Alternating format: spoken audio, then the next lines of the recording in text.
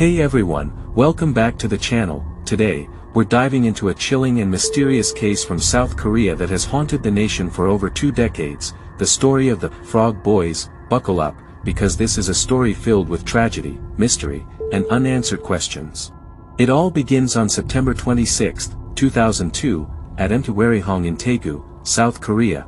A man was out for a solitary hike, scavenging for acorns along the scenic mountainside. Picture him. A rucksack full of varying-sized acorns, dirt-stained from a day of foraging. Suddenly, he drops his bag and notices something strange in the distance. Curious, he stumbles upon a shallow pit, and what he sees is horrific.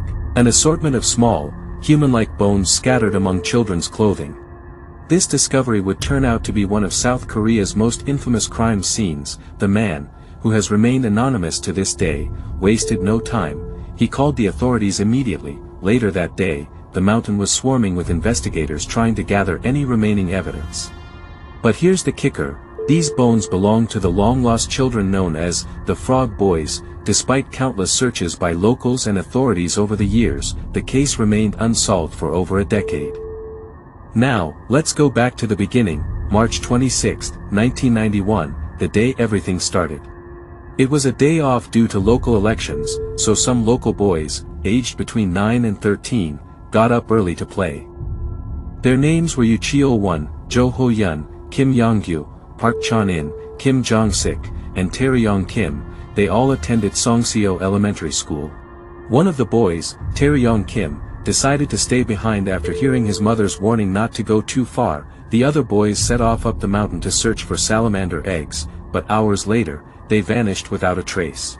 Initial suspicions were that the boys had run away or gotten lost, but locals quickly dismissed these theories. The town illuminated at night, making it easy for anyone to find their way home. The case gained national attention, with posters, flyers, billboards, even milk cartons featuring the boys' pictures.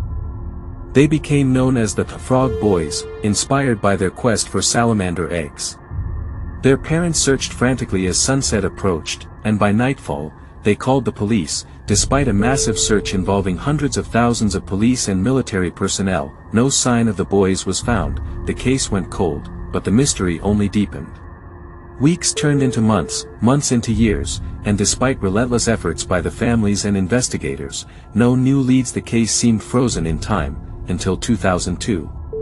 That's when the bodies were finally discovered, and what investigators found was horrifying. Many of the boys had suffered severe head injuries, with some skulls showing bullet holes or marks from unknown tools. One child had 2 bullet holes in his skull. So, how did this scene go undiscovered for so long?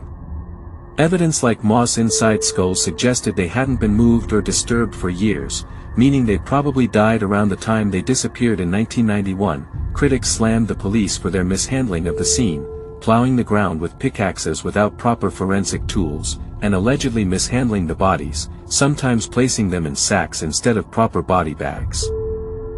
Many questions remain unanswered. Was the grave the murder scene or just a dumping ground? Was this a tragic accident or something more sinister, and was it the work of one person or multiple perpetrators? Initially, authorities claimed the boys had died of hypothermia, but many refused to believe it. An independent autopsy confirmed they had been murdered, likely bludgeoned or shot. Moss growing inside some skulls indicated they had been dead for years, and strange knots tying their clothes suggested the killer might have been involved in an industrial setting. Some theories are more plausible than others. One suggests a possible accidental shooting at a nearby military firing range, which was close by.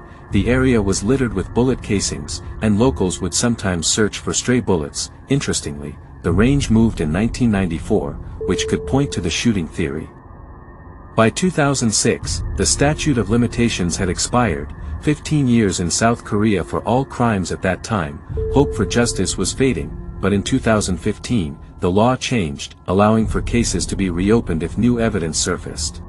Another controversial theory proposed by a criminal psychologist, Kim Kim-won, suggested that the father of one of the boys might have been involved, but this theory was widely dismissed and even led to his professional downfall. No concrete evidence ever linked any of the parents to the crimes. To this day, the case remains one of South Korea's most haunting mysteries, a tragic story of missing children, unanswered questions, and a community forever scarred. Thanks for watching, everyone. What do you think happened to the Frog Boys? Could it have been an accident, or was something more sinister at play? Leave your theories in the comments below, and don't forget to like and subscribe for more deep dives into the world's most mysterious cases.